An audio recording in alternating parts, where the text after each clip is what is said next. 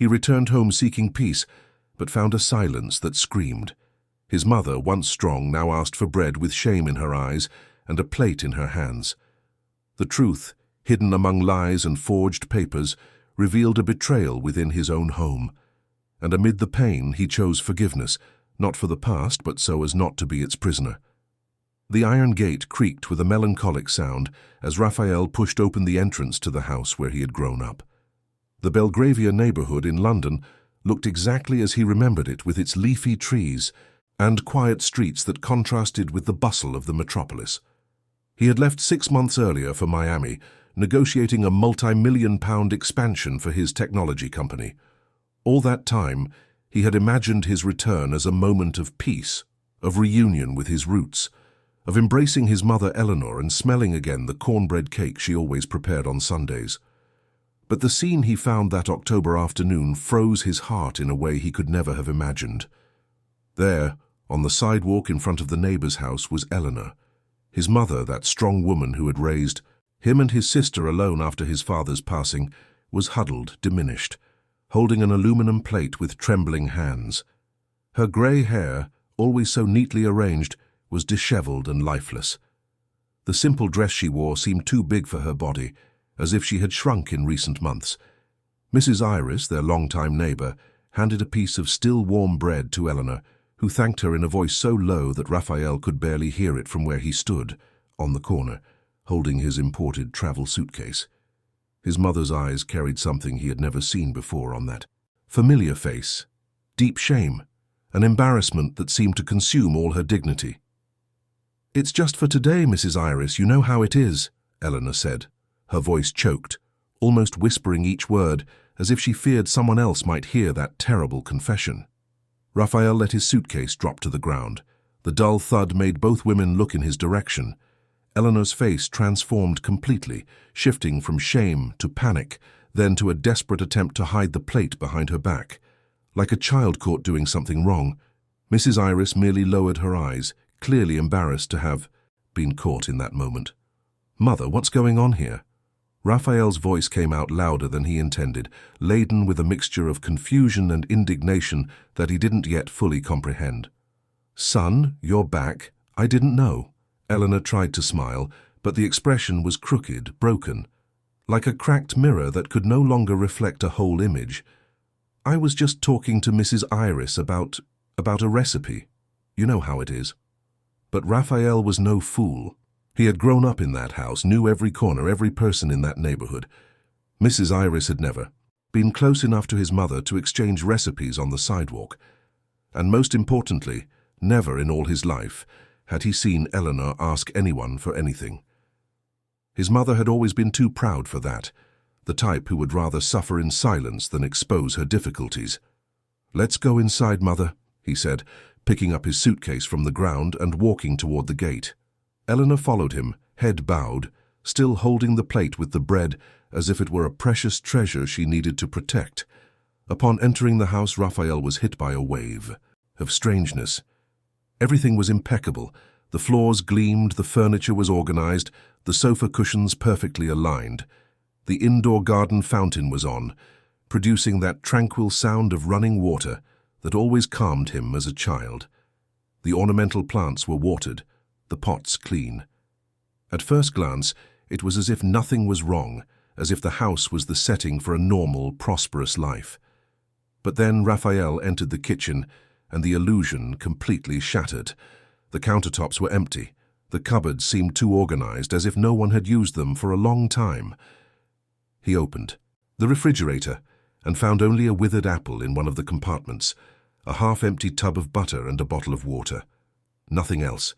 No sign that anyone cooked there, no smell of food, no trace of recent meals. Raphael's stomach churned. He opened the upper cabinets and found a few packets of instant noodles, a little salt, sugar. The pantry, which his mother always kept stocked with groceries, was practically empty. How was this possible?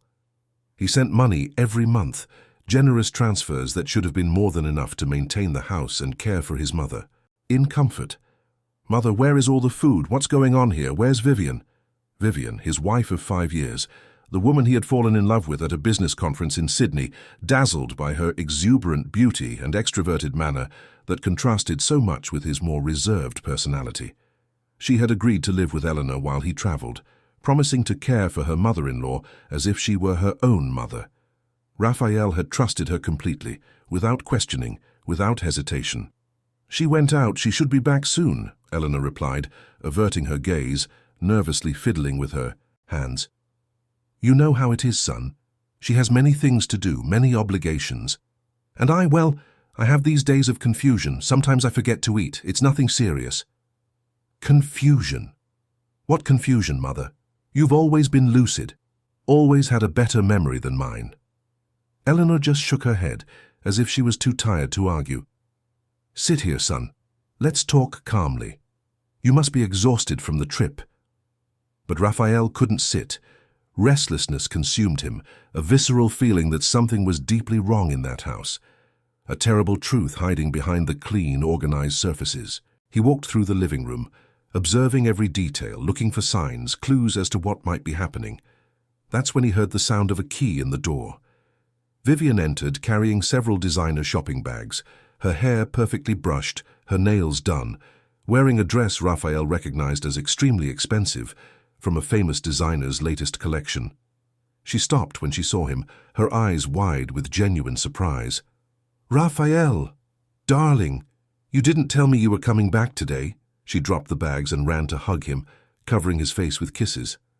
"I've missed you so much. How was the trip? Did you manage to close all the contracts?"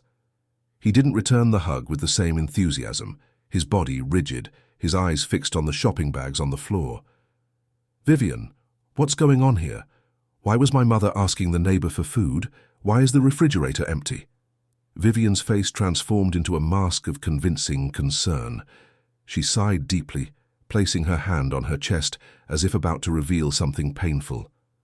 "Darling, I didn't want to worry you while you were focused on business, but your mother has been having some episodes.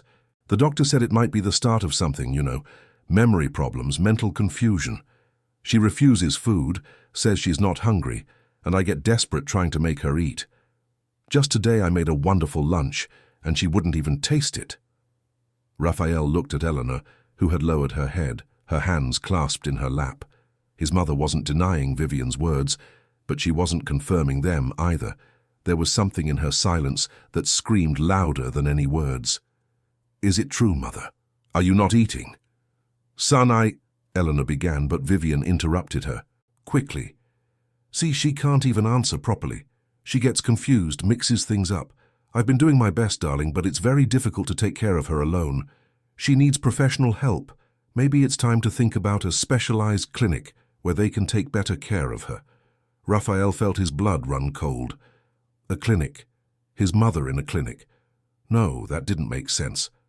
Eleanor had always been a strong, independent woman, perfectly lucid. Even at 72, she still took care of the house, read the newspaper every day, did crosswords. How could she have deteriorated so quickly in just 6 months? That night, Raphael barely slept.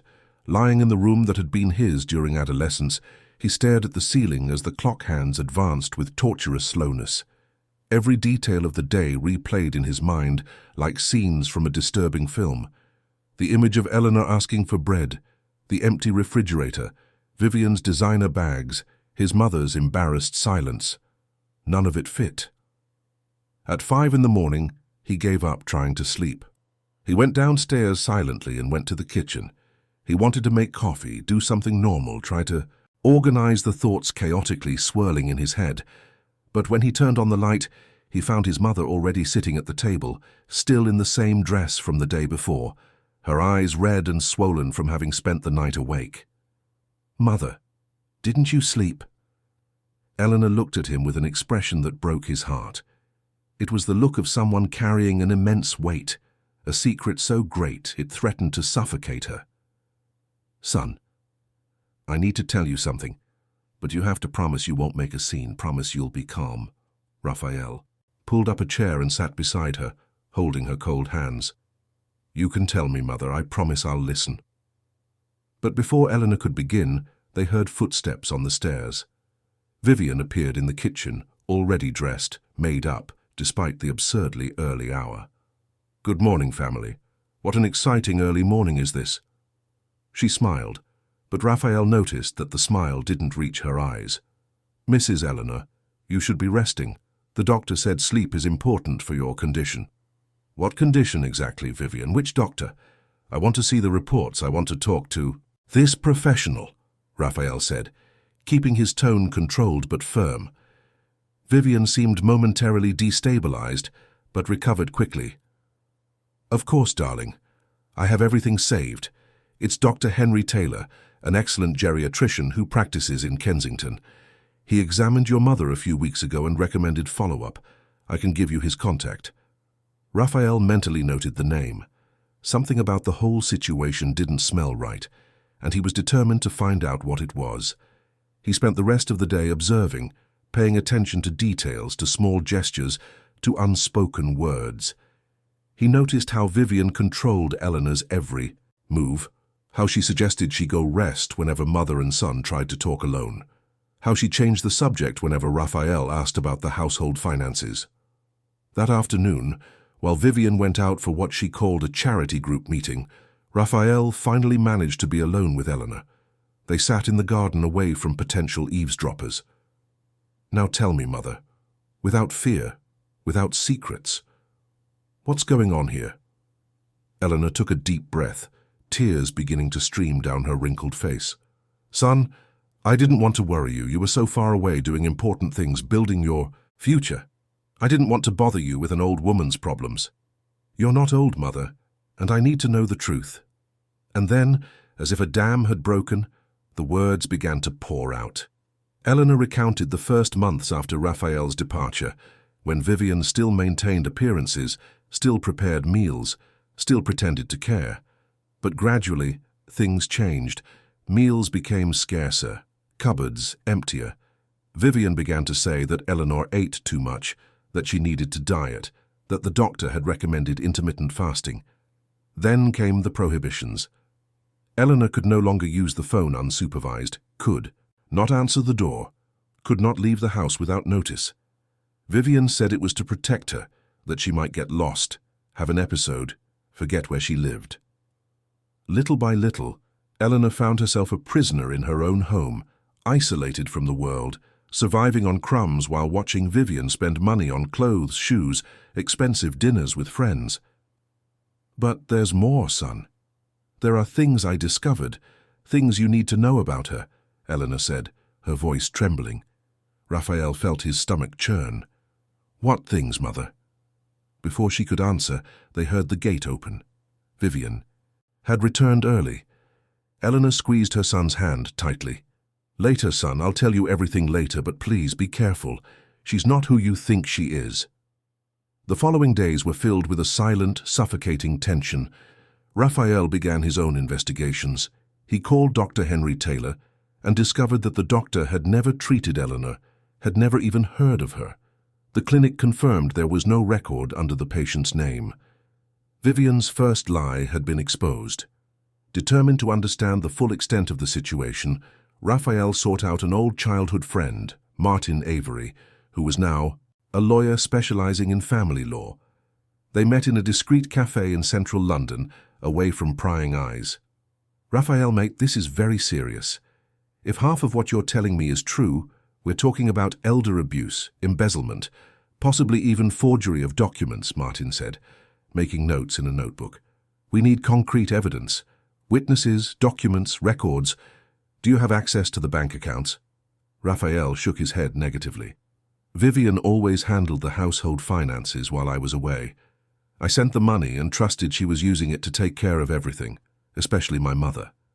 I was an idiot. Don't blame yourself now. Let's focus on resolving this. First, let's talk to the neighbor you saw giving food to your mother. Witnesses are crucial.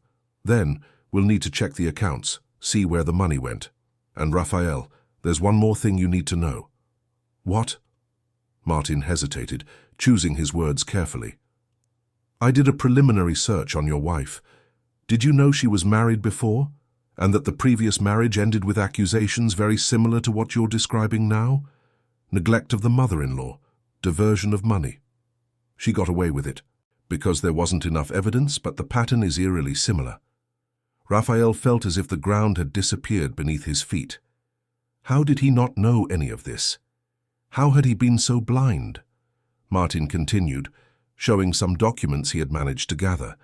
There were records of lawsuits, complaints, a history that painted a very different portrait of the sweet and caring woman Raphael thought he had married.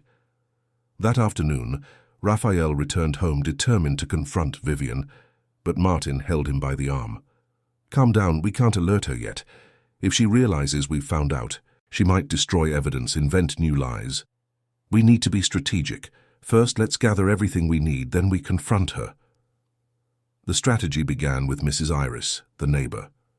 Raphael knocked on her door on a Tuesday morning when he knew Vivian was out.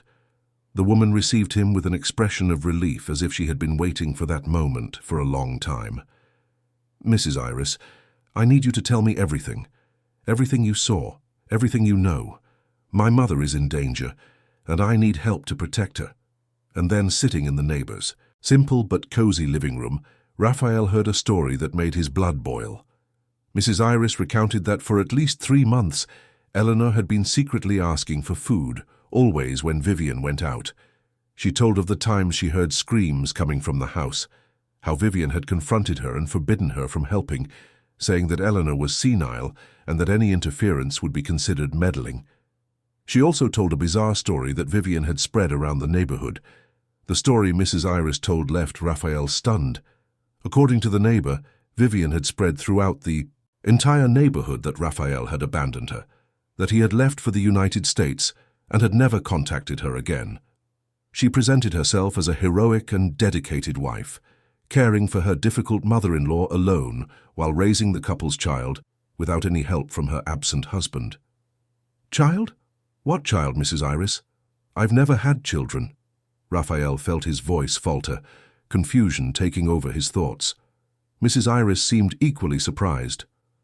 "How not, Raphael? The boy she brings here now and then, Peter. She said he's your son, that you didn't even want to meet the baby when he was born. Everyone in the neighborhood feels sorry for her situation raising a child alone."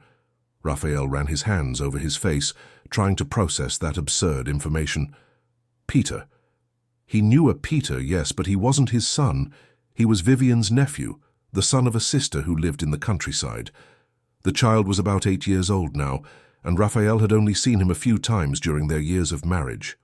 How could Vivian be using the boy to construct such an elaborate lie? "Mrs. Iris, I need your help. I need you to testify about help. All this I need to prove what's happening to my mother. Would you be willing to talk to my lawyer?" The neighbor agreed without hesitation, saying that she should have acted long ago, that she felt guilty for having seen Eleanor's suffering without doing anything more concrete. Raphael wrote everything down, every detail, every date she could remember. It was a start, but he still needed more. In the following days, with Martin's help, Raphael began to unearth other truths. He discovered that the former housekeeper, Mrs. Celeste, had been fired by Vivian a few months ago under the pretext of insubordination. Raphael had always liked Mrs. Celeste, a cheerful lady from the West Country who had worked for the family for over 15 years. He got her phone number through old contacts and arranged a meeting. "Mr. Raphael, I was waiting for this day to come," Mrs. Celeste said as soon as she saw him, her eyes welling up. "I knew the truth would come out eventually. That woman, forgive me for speaking like this, but that woman is a viper." Mrs. Celeste recounted that she was fired precisely because she refused to participate in Vivian's scheme. She had witnessed several situations of neglect towards Eleanor, and when she tried to intervene, was threatened and then dismissed. But the provident housekeeper had saved evidence. She showed Raphael a series of audio recordings she had secretly made, conversations where Vivian talked on the phone with friends about her plans, laughing at Eleanor's situation, complaining about the trouble it was to care for an old woman. In one of the audios, Vivian clearly said, "This old woman is giving me a lot of trouble, but Raphael sends so much money that it's worth putting up with it a little longer. As soon as I can get the house in my name, I'll put her in a cheap clinic and that's it, problem solved." Raphael felt nauseous hearing those words. The woman with whom he had shared his life, his bed, his dreams, spoke of his mother as if she were an inconvenient object. But there was more. Mrs. Celeste also showed him a photo she had discreetly taken with her phone a few days before being fired. In the image, Eleanor's arm was visible with purple and yellowish bruises, unmistakable marks of violence. She fell, Mr. Raphael, or rather she was pushed. I saw it. Mrs. Vivian got upset because her mother-in-law took a piece of cheese from the fridge without asking, said she was stealing food. There was an argument, and Mrs. Vivian pushed her hard. Mrs. Eleanor hit the corner of the table. When I went to help, Mrs. Vivian told me to mind my own business, said that if I told anyone, she would sue me for slander and make sure I never got another job in London. The evidence accumulated, but Martin warned that they needed more. Vivian was clever, manipulative, and certainly had prepared her own version of events. It was then that Raphael remembered something. Eleanor had always kept a diary ever since he was a child. She wrote in it every day, recording thoughts, events, observations. If she still maintained this habit, the diary could be powerful evidence. That night, while Vivian slept, Raphael silently entered his mother's room. Eleanor was awake, sitting in bed, and when she saw her son, she seemed to immediately understand what he was looking for. Without a word, she pointed to an old drawer in the dresser. Raphael opened it and found the blue-covered notebook, worn by time, filled with his mother's trembling but still legible handwriting. He began to read right there, sitting on the floor of the room, by the dim light of the bedside lamp. The pages contained a devastating account. Eleanor had meticulously documented everything. The dates she went without food, the times she asked for food and was refused, the humiliations, the threats. There were notes about the money Raphael sent that was never used to meet the household's needs. There were descriptions of nights when Vivian purposefully turned off the bedroom light, leaving the elderly woman in the dark, scared and alone. One entry in particular made Raphael stop reading to control his tears. It was dated 2 months ago. Today marks 60 days since my son left, and 60 days since this house turned into my hell. I don't know how much longer I can bear it. I'm afraid of bothering Raphael. He's working so hard, fulfilling his dreams, but sometimes I think it would be better not to be here anymore, to be a burden. Then I remember my son's face, his embrace, and I find strength for another day. Please, God, make him come back soon. Raphael clutched the diary to his chest, his heart broken into pieces. How had he let that happen? How had he not noticed the signs? The calls he made home were always answered by Vivian, who said Eleanor was sleeping, or at the doctor, or resting. The few times he managed to speak to his mother, she seemed rushed, nervous, as if she was afraid to say something wrong. Now everything made sense. Armed with the diary, the audios, the photograph, and the testimony of the 2 women, Martin put together a complete dossier. But there was still a crucial piece missing: the financial documents. For this, Raphael had to take drastic action. Using his authorization as the holder of the main account from which all transfers came, he obtained a detailed statement from the bank of all expenses made by Vivian in the last 6 months. The numbers were shocking. Of the money he sent monthly, generous amounts that should comfortably cover all household expenses, only a minimal fraction was spent on food and basic necessities. Most went to luxury stores, expensive restaurants, beauty salons, trips. Vivian had even undergone cosmetic surgery, covered by the couple's joint credit card, without ever mentioning anything to Raphael. But the most serious discovery came when Martin investigated the house's documentation. The property was still in Eleanor's name, an inheritance left by her husband, who had passed away years ago. However, they found an attempted transfer that had been initiated but not completed. The attempted property transfer had been blocked only because the registry office required Eleanor's personal presence and a mental capacity assessment by an accredited doctor. That's when Vivian tried to take the next step in her macabre plan. Martin discovered, through a private investigator, that she had sought out a private psychiatric clinic in Surrey Hills on the outskirts of London, interested in institutionalizing an elderly patient with severe mental problems. The clinic director, a woman named Beatrice Ford, agreed to speak with Martin, with assurances that they were investigating a serious case. She remembered Vivian perfectly, The woman was here about a month ago, saying she needed to admit her mother-in-law urgently.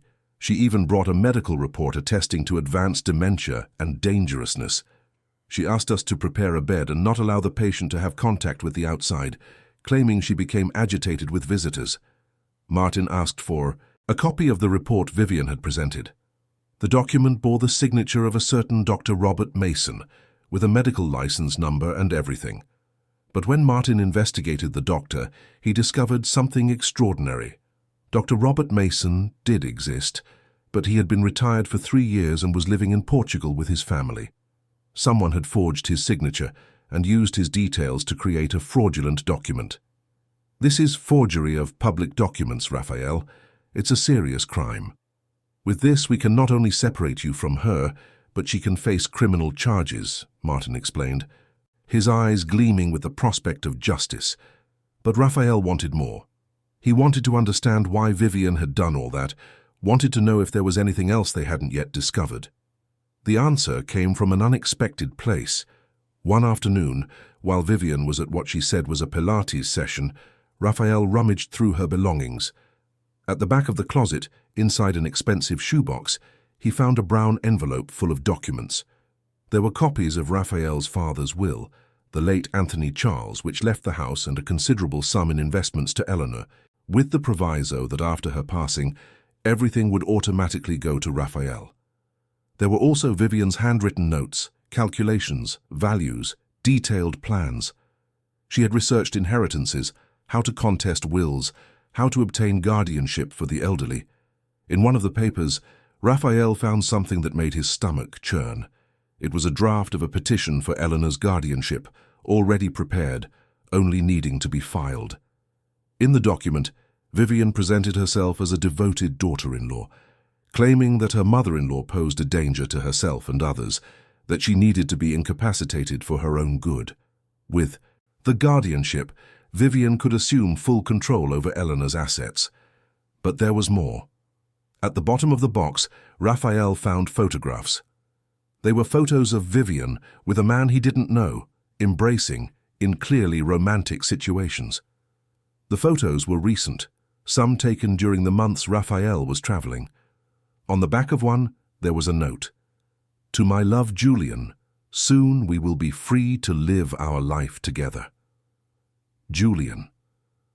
Raphael typed the name into social media and quickly found the man's profile.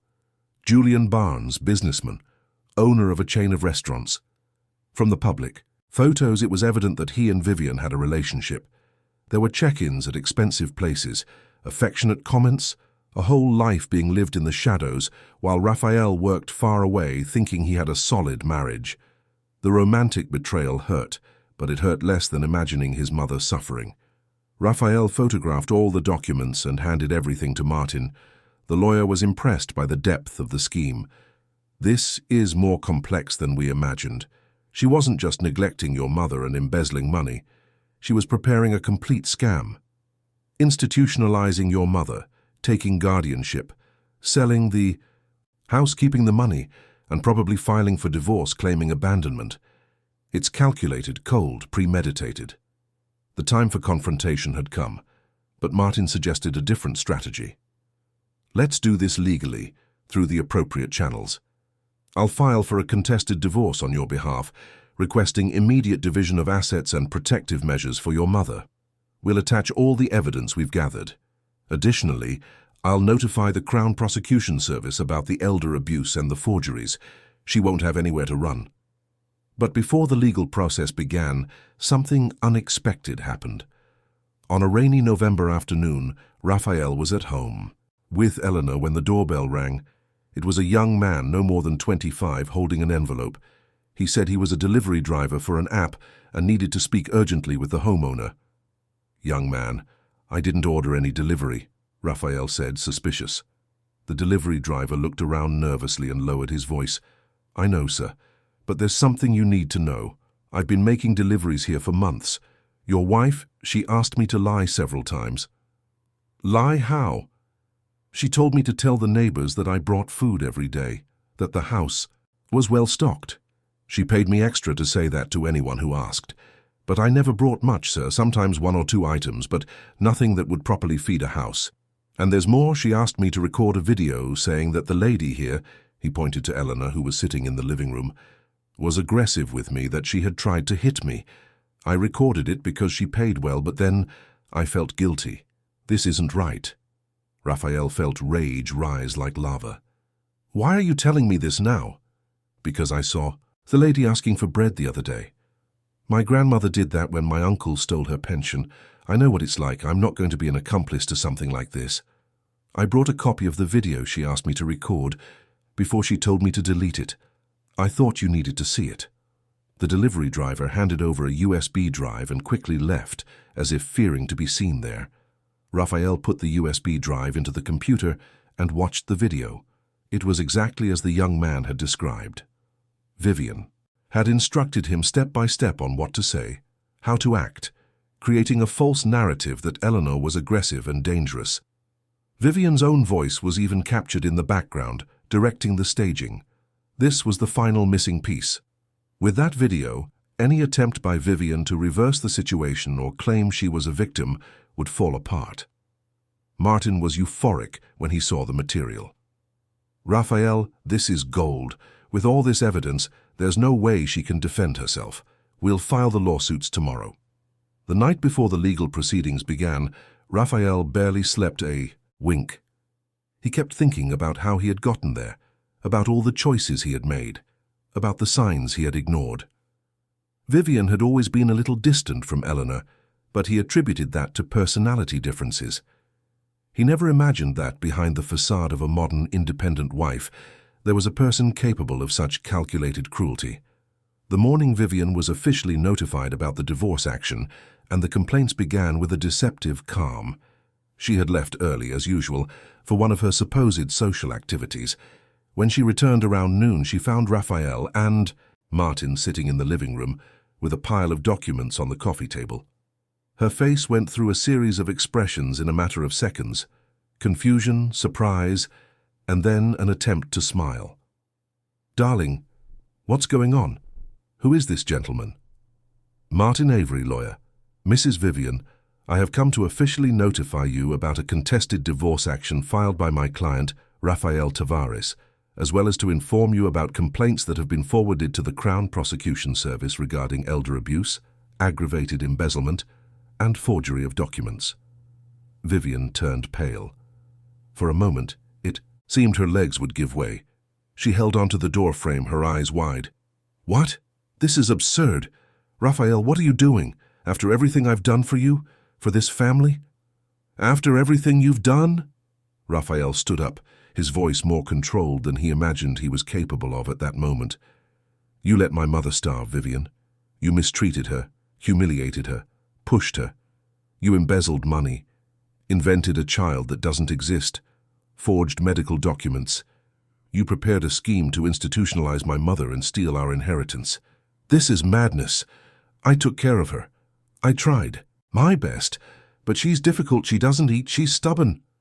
Vivian began to cry, but the tears seemed calculated, artificial. "And you, always absent, always traveling, leaving me alone with all the responsibilities. I'm the victim here." Martin opened a folder and began to spread documents on the table. "We have witnesses here, Mrs. Vivian. The neighbor, the former housekeeper, the delivery driver. We have audios where you explicitly talk about your plans. We have Mrs. Eleanor's handwritten diary documenting every abuse. We have photos of the bruises.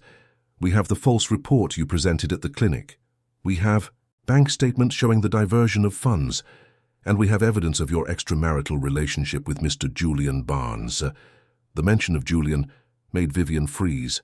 Her tears stopped instantly, replaced by an expression of cold calculation. She realized she was cornered, that her lies were crumbling one by one. But instead of admitting defeat, she went on the attack. "Want to know the truth? The truth is that this old woman always hated me. From the first day she made it clear that I would never be good enough for her precious son. She treated me like a servant, humiliated me, made my life a living hell. I was just defending myself." Eleanor, who until then had been silent in her favorite armchair, stood up. Her voice was weak but firm. "I never treated you badly, Vivian. I always welcomed you as a daughter. You were the one with hatred inside you. I saw it from the beginning, but I didn't want to believe it. I had hoped you would change, that you would find goodness in your heart." "Goodness? With you?" Vivian gave a bitter laugh. "You're nothing but a useless old woman who is getting in the way of my life. If it were up to me, you'd have been institutionalized a long time ago, out of the way." Raphael took a step forward, his fists clenched, but Martin held his arm. "Calm down. Let her talk. She's incriminating herself even further." And Vivian continued in a venomous outburst.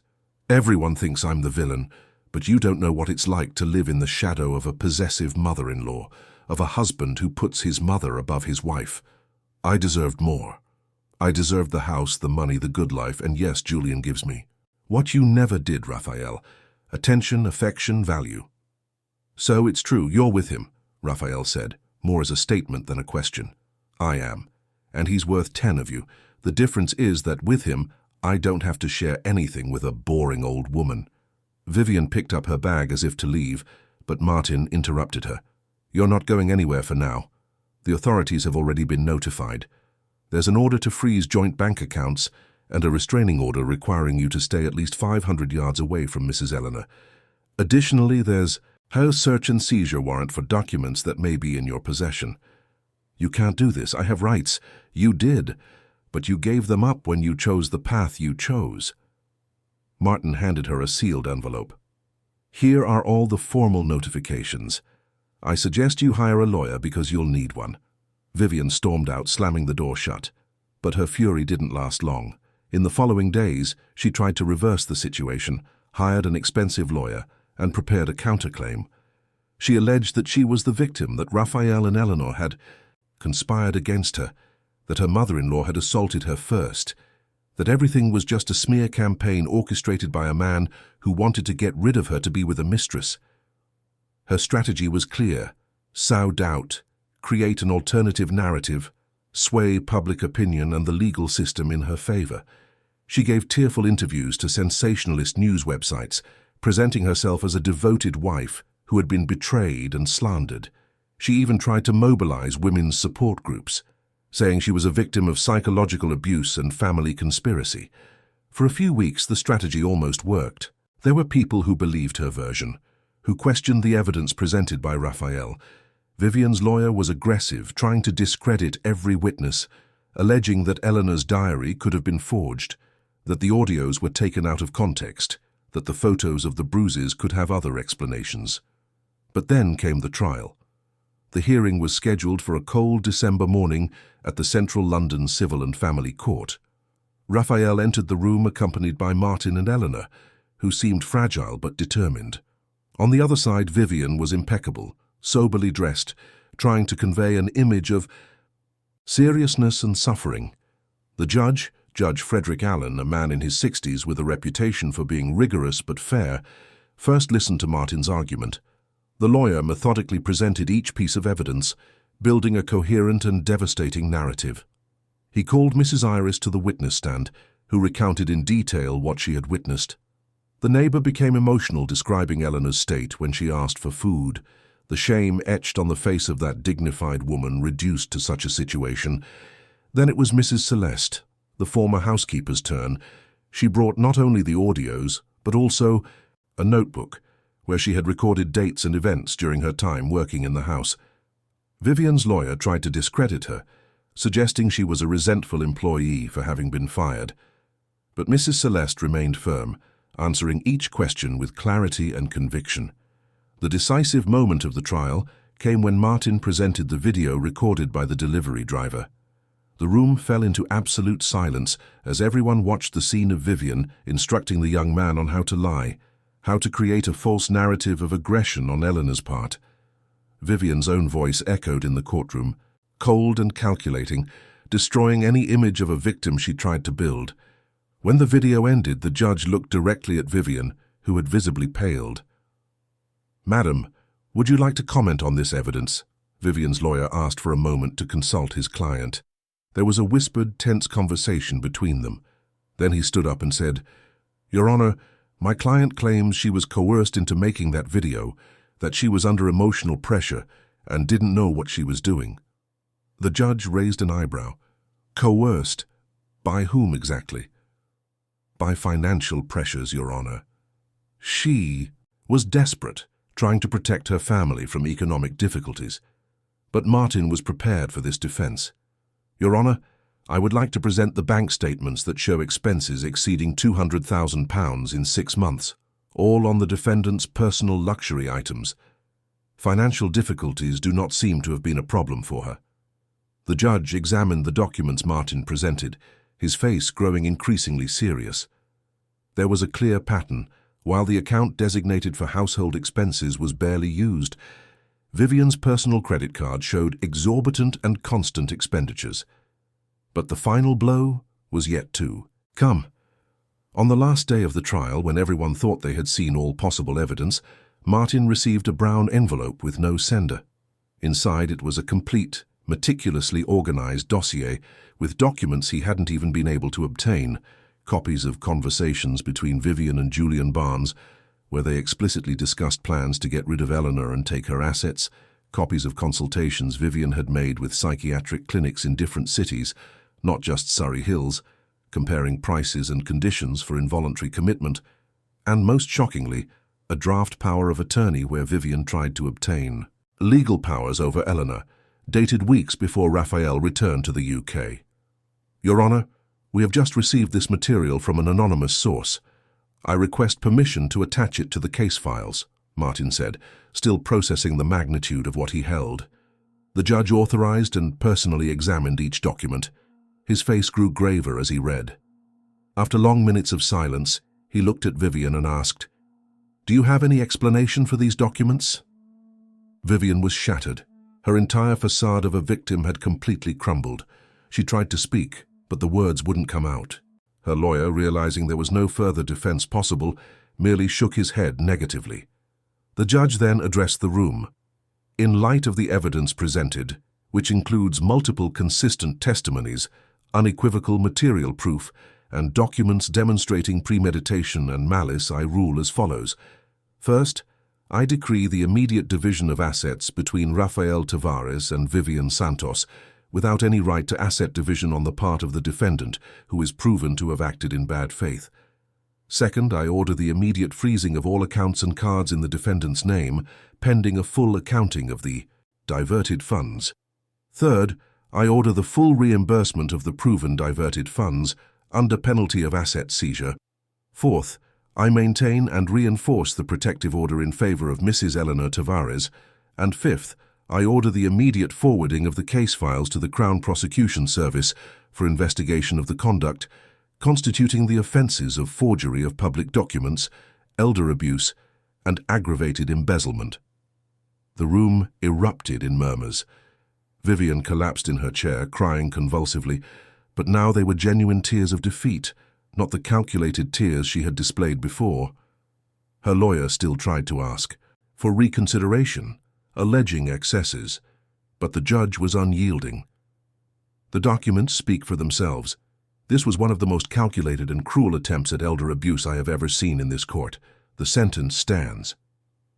When they left the courtroom, Vivian was escorted by bailiffs who would need to accompany her to retrieve her personal belongings from the house, without the right to take anything beyond clothes and strictly personal items. She passed Raphael without looking at him, her former haughty and confident gaze replaced by a defeated and resentful expression. Raphael felt no triumph at that moment. There was no joy in victory, only a deep weariness and immense sadness for everything that had happened, for having trusted the wrong person, for not having protected his mother when she needed him most. Martin placed a hand on his shoulder. "You did the right thing, Raphael.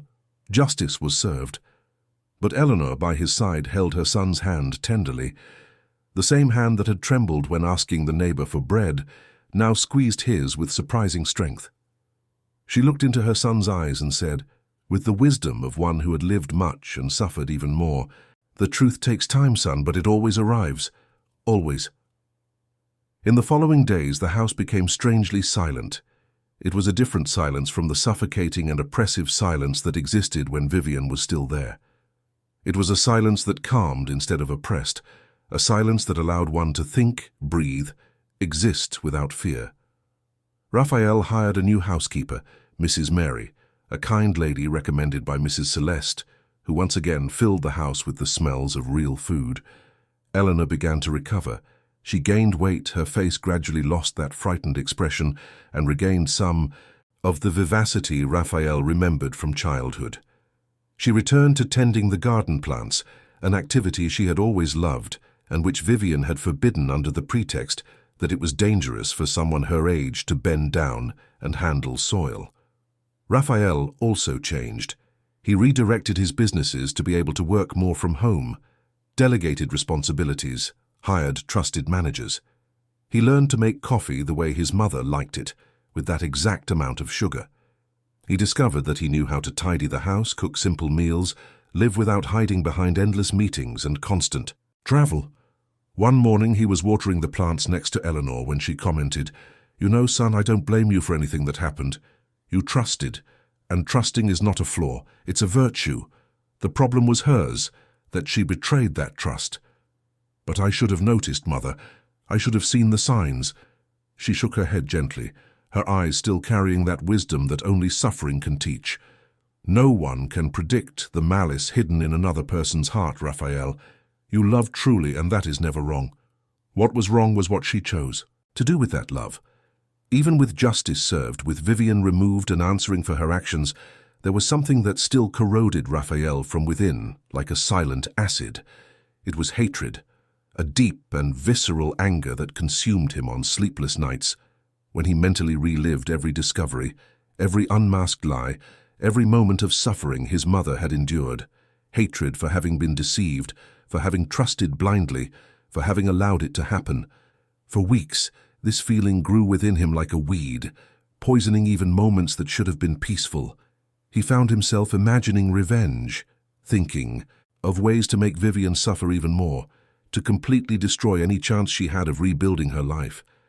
At night, lying in bed, his mind couldn't shut off, always revolving around the same axis of anger and resentment. Eleanor noticed. Mothers always notice. One afternoon, while having coffee in the garden, she held his hand and said, "Son, you're letting hatred consume you. It's harming you." "How can I not feel hatred, Mother? After everything she did to you, to us. She deserves to pay, deserves to suffer." "She is already paying, Raphael. Justice has been served. But the hatred you are carrying isn't hurting her, it's hurting you." Eleanor paused, her moist eyes meeting her son's. "Forgiveness doesn't change what she did. It doesn't erase the past, it doesn't justify her actions. But it changes what this is doing to you. It frees you from this prison you've built within your own heart." Raphael wanted to argue, wanted to say his mother was being naive, that some things were unforgivable. But looking at that fragile woman who had been through so much and still had the strength to speak of forgiveness, he fell silent. For days, Eleanor's words echoed in his mind. Forgive. The word seemed impossible, absurd even. How to forgive someone who had caused so much suffering? He spent sleepless nights thinking about it, battling his own inner demons. He read books on forgiveness, talked to a psychologist Martin had recommended, tried to understand why this anger consumed him so much. Gradually he realized his mother was right. Hatred was destroying his peace, preventing him from rebuilding himself, keeping him trapped in the past. One January morning he made a decision. He told Martin he wanted to know where Vivian was. The lawyer hesitated, concerned about his friend's intentions, but Raphael reassured him. "I won't do anything impulsive, I just need to do this." Vivian was in a rehabilitation institution in Croydon, serving a community service order while awaiting her trials. The place was not a prison in the traditional sense, but it wasn't freedom either. It was a limbo where people who had committed non-violent offenses awaited their definitive sentences while participating in rehabilitation programs. Raphael scheduled a visit. When he entered the meeting room, he found Vivian sitting at the table, very different from the woman he had known. She was thinner, without makeup, her hair tied in a simple ponytail. None of the glamour she so cultivated remained. When she saw him, her eyes widened in surprise and fear. "What do you want? Did you come here to humiliate me? To feel superior?" Her voice came out defensive. but there was a break in it, a fragility Raphael had never heard before. He sat down and remained silent for a moment, organizing his thoughts. I didn't come here for that. I came because I needed to do something for myself, not for you. Vivian looked at him with suspicion, expecting an attack, an accusation. But Raphael just took a deep breath and said, I forgive you, Vivian, not for what you did, because what you did was terrible and has no justification. But I forgive you because I don't want to carry this hatred for another day. I don't want you to have this power over me, to destroy my peace, to occupy my thoughts, to turn me into someone bitter and resentful. The words came out more easily than he imagined. It was as if a gigantic weight was being lifted from his shoulders with each syllable spoken. Vivian began to cry, not those calculated tears from before, but a deep and genuine cry of someone who was finally confronting the real consequences of her choices. I'm so sorry, Raphael. I truly am. I don't know at what point I turned into this person capable of doing what I did. I was so obsessed with having more, with being more, that I completely lost sight of what is right and wrong. Your mother never deserved anything I did, and neither did you. Raphael just nodded. He said nothing more. There was nothing more to say. He stood up and walked towards the door. As he was about to leave, Vivian called out, Raphael, wait. He turned. She was standing, her arms crossed over her chest, vulnerable. Take good care of her. Mrs. Eleanor is a special woman. I should have seen that sooner. I will, he replied simply, and left that room feeling lighter than he had felt in months. When he returned home and told Eleanor about the visit, his mother just smiled and hugged her son for a long time. I'm proud of you, son. That took far more courage than any confrontation or revenge would have required. But Raphael knew that forgiving wasn't enough.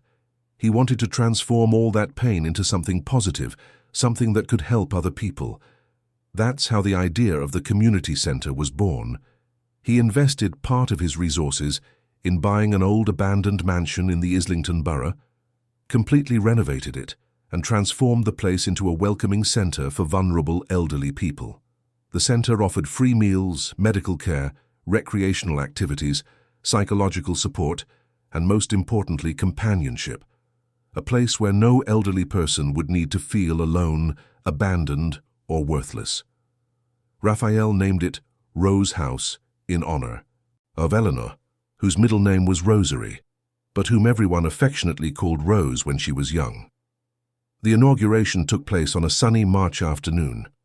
Dozens of people attended, including Mrs. Iris, Mrs. Celeste, the delivery driver who had brought the crucial evidence, Martin and his family, and many others who had been touched by the story. Eleanor was there, radiant, wearing a beautiful floral dress Raphael had bought especially for the occasion. In his inauguration speech, Raphael spoke from the heart. This place was not born of anger, but of forgiveness. Because my mother taught me that no one deserves to grow old alone, that every life has value, that every story deserves to be heard. Here, every person who enters will be treated with dignity, respect, and affection. Here, no one will go hungry, no one will be humiliated, no one will be forgotten. The days transformed into a new routine, simple mornings, coffee with sweet bread, plants being watered, long conversations in the garden. Raphael began to write a notebook with his mother's memories, recording her stories, her teachings, the lessons she had learned throughout her life. At the top of the first page, he wrote a phrase that summarized everything they had lived. Forgiveness doesn't change the past, but it transforms what the past does to us. Eleanor truly smiled again, that smile that illuminated her entire face. She returned to cooking her special recipes, receiving visitors, participating in Rose House activities as a volunteer, telling stories to other elderly people, offering comfort to those going through similar difficulties to what she had faced. On one of those afternoons, an elderly lady arrived at the center asking for help. She said she was being neglected by her family, that she went days without food, that she felt invisible in her own home. Eleanor welcomed her with open arms, served her a plate of warm food, and listened to her story with attention and empathy. Then, she helped refer her to the appropriate channels for reporting and protection. When the lady left, supported and hopeful, Eleanor looked at Raphael and said, "This is why I survived all that, son, to be able to help other people who are going through the same thing." Months passed, and Rose House became a reference in the region. Stories of transformation began to emerge. Elderly people who were depressed and isolated found a new family there. Families who didn't know how to care for their loved ones found support and guidance. The community united around that project, which became much larger than Raphael had initially imagined. On a quiet June night, as winter began to arrive in London, Raphael was sitting in the living room reading when he noticed Eleanor had fallen asleep on the sofa, a book still open in her lap. He took a blanket from the armchair and carefully covered his mother, adjusting the grey hairs that had fallen over her face. He stayed there for a moment, just observing that woman who had been through so much and who had taught him the most important lessons in life. He walked to the window and looked at the starry sky.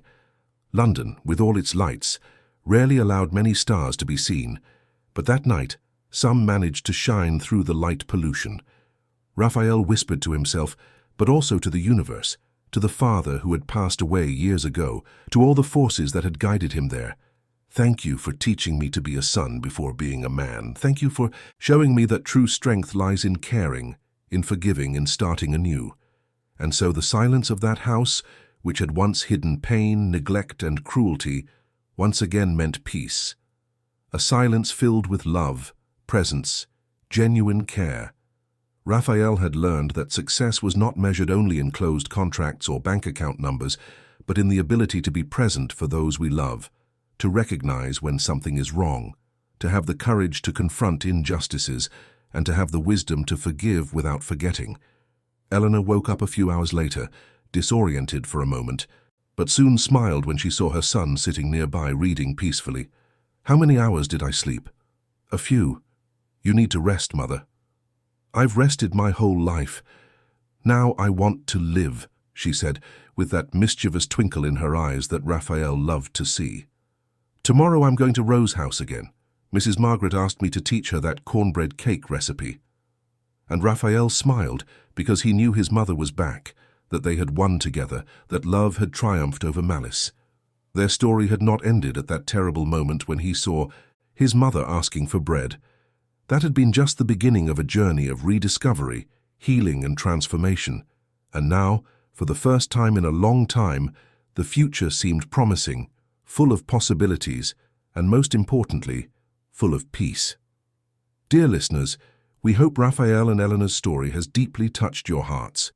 This narrative teaches us that the truth, no matter how long it takes, always finds its way, and that forgiveness is not weakness, but the greatest demonstration of strength and courage. If this story moved you as much as it moved us in telling it, be sure to subscribe to the channel to continue experiencing intense emotions like this. We have a special playlist with other incredible stories that explore life's challenges and triumphs. Find it by clicking here. Leave your like to help us bring these stories to more people who need to hear them. And most importantly, tell us in the comments, have you ever experienced a similar situation? Do you believe in the power of forgiveness? We want to know your opinion and your experiences. Every day we bring unique stories that make us reflect on what truly matters in life. Love, family, justice, and new beginnings. Until the next story, and always remember, it's never too late to do what's right.